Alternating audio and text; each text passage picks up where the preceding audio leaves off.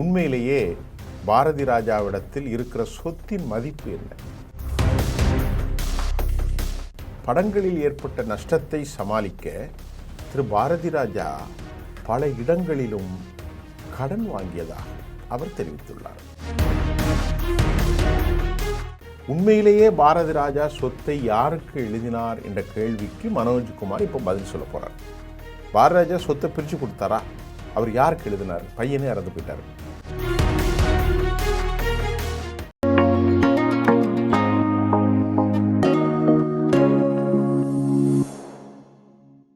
நேயர்களே, பாரதி ராஜா இயக்குனர் இமயம் மறைந்த பிறகும் அவரது குடும்பத்தை பற்றிய சர்ச்சைகள், சொத்து சர்ச்சைகள் அடங்கவே இல்லை. பலர் சொன்னார்கள், பாரதி ராஜாவிடம் பல கோடி சொத்து இருக்கிறது, அதை குடும்பத்தினர் பகிர்ந்து கொண்டார்கள். அவங்க பொண்ணு மருமகளுக்கு கொடுக்காமல் எல்லா சொத்துக்களையும் அபகரித்து கொண்டார். மகளிடம்தான் முக்கிய சொத்துக்கள் இருக்கிறது. இதனால் அவருடைய மரணத்தை அவருடைய அடக்க ஸ்தலத்தின் போதும் கூட பரியல் கிரவுண்டில் அல்லது எரியூட்டக்கூடிய இடங்களிலும் இந்த சர்ச்சை ஓடிக்கொண்டே இருக்கிறது. உண்மையிலேயே பாரதி ராஜாவிடத்தில் இருக்கிற சொத்தின் மதிப்பு என்ன? இது எந்த அளவிற்கு உண்மை என்பதை அவரோடு இந்த சொத்துக்களை எல்லாம் பராமரித்து கூட இருந்த இயக்குனர் மனோஜ்குமார் வெளியிட்டுள்ள தகவல்கள் சில நாட்களுக்கு முன்பு, 2-3 நாட்களுக்கு முன்பு இயக்குனர் மனோஜ்குமாருடைய விளக்கம் ஒரு பெரும் பரபரப்பை ஏற்படுத்தியிருக்கிறது. இயக்குனர் மனோஜ்குமார் என்ன சொல்கிறார்னா, இது அவர் குடும்ப நண்பர், இது எல்லாவற்றையும் பார்த்து கொண்டது அவர்தான். அவர் என்ன சொல்கிறார்னா, பாரதி ராஜா பற்றி வெளியில் பேசப்பட்ட மாதிரி 1000 கோடி சொத்து வைத்திருந்தவர் அவர் அல்லங்க. அதே நேரத்தில் அவர்கிட்ட ஒன்றுமே இல்லை என்பதும் உண்மை இல்லைங்க. அவர்கிட்ட சொத்துலாம் இருந்துச்சு. ஆனால் அந்த சொத்துக்களுக்கு நடுவே கடன்களும் இருந்தன. இயக்குனர் மனோஜ்குமார் என்ன சொல்கிறார்னா, பாரதி ராஜாவின் மகன் மனோஜுக்காக எடுத்த முயற்சி பாரதி ராஜாவை பெரிய சங்கடத்தில் உருவாக்கிட்டு, மனசில் அவருக்கு ஒரு பெரிய டென்ஷன் உருவாக்கி, தன்னுடைய மகன் மனோஜை நடிகராக்கி பார்க்கணும், அது சரியாக வரையில். தாஜ்மஹால்னு ஒரு படம் எடுத்தார். அதற்கு பிறகு இயக்குனராக கொண்டு வர பாரதி ராஜா பெரும் அளவில் எடுத்த முயற்சிகள் பலனளிக்காமல் போனதாக அவரோடு இருந்த மனோஜ்குமார் இயக்குனர் கூறியிருக்கிறார்.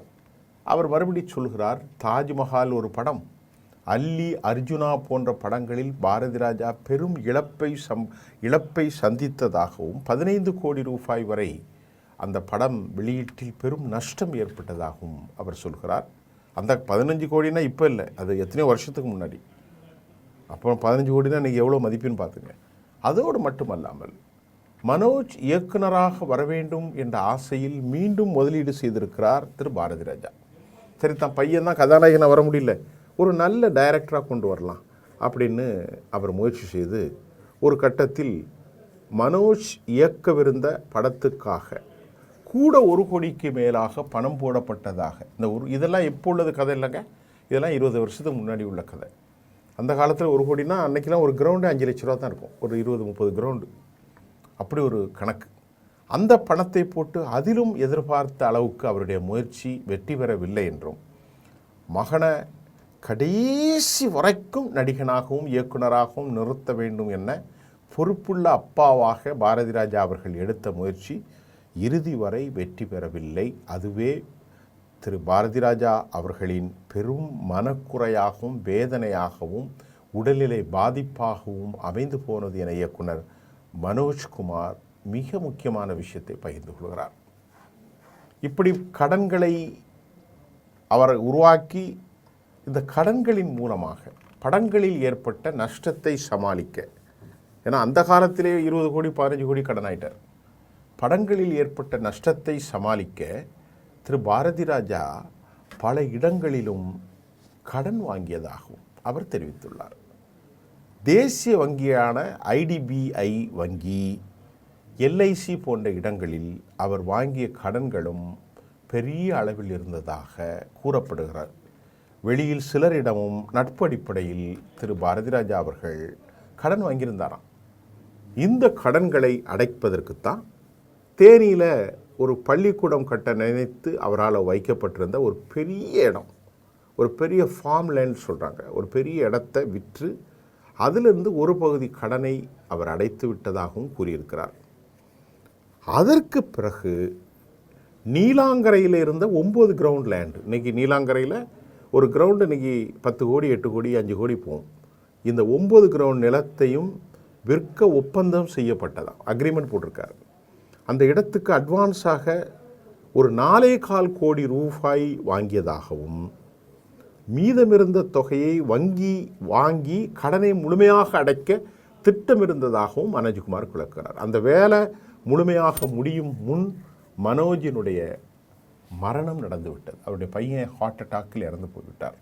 அதன் பிறகு அந்த சொத்து விற்பனை ஆவணங்கள், கடன் அடைப்பு எல்லாமே பாதியில் நின்றுவிட்டதாக இயக்குனர் மனோஜ்குமார் சொல்கிறார்.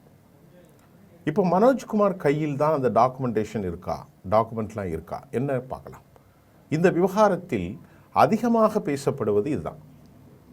பாரதி ராஜாவுடைய சொத்து, அவருடைய கடன், அவர் போட்ட அக்ரிமெண்ட் தொடர்பான பல பல பல முக்கியமான ஆவணங்கள் அது யார்கிட்ட இருந்துச்சுன்னா மனோஜ் தான் பார்த்துருக்கார். இப்போ நான் சொல்லக்கூடிய இந்த மனோஜுடைய பேட்டியைத்தான் நான் உங்களுக்கு சொல்கிறேன்.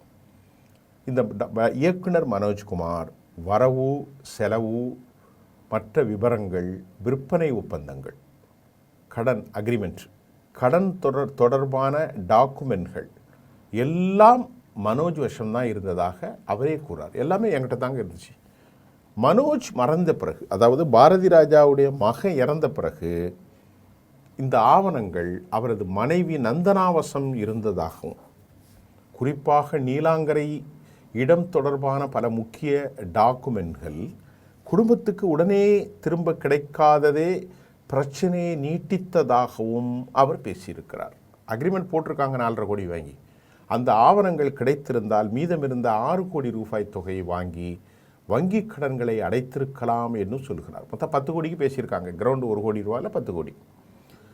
இப்படி பாரதி ராஜா தனது இறுதிச் சடங்கிற்காக பிறகு மனைவி வெளியிட்ட உருக்கமான அறிக்கை ஆறுதல் சொல்லக்கூடிய அளவில் பல விஷயங்கள் முரண்பாடாக சென்ற நிலத்தில் உண்மையிலேயே பாரதி ராஜா சொத்தை யாருக்கு எழுதினார் என்ற கேள்விக்கு மனோஜ்குமார் இப்போ பதில் சொல்ல போகிறார். பாரதி ராஜா சொத்தை பிரித்து கொடுத்தாரா? அவர் யாருக்கு எழுதினார்? பையனே இறந்து போயிட்டார். அவர் கூறுவதின்படி திரு பாரதி ராஜா உயிரோடு இருந்தபோது அவரது மகன் மனோஜுக்கு அவரது மகள் ஜனனிக்கும் தனித்தனியாக சொத்துக்களை எழுதி வைத்திருந்தாராம்.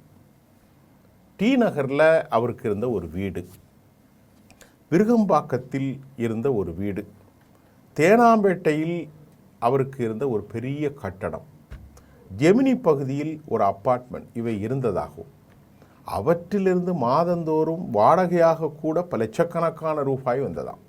அதாவது மறுபடியும் அந்த சொத்து விவகாரத்தை உங்களுக்கு சொல்கிறேன். டி நகரில் ஒரு வீடும், அதே போன்று விருகம்பாக்கம் தேனாம்பேட்டை பகுதியில் கட்டடம் இருக்குது. அது என்ன கட்டடம்? கமர்ஷியலாக தான் இருக்கும்.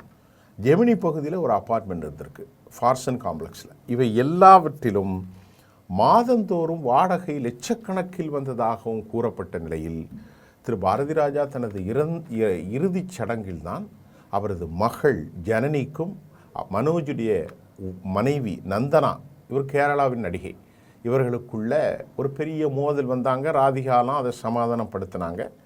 இதுதான் மக்களுக்கு இப்போ பேசப்பட்டது.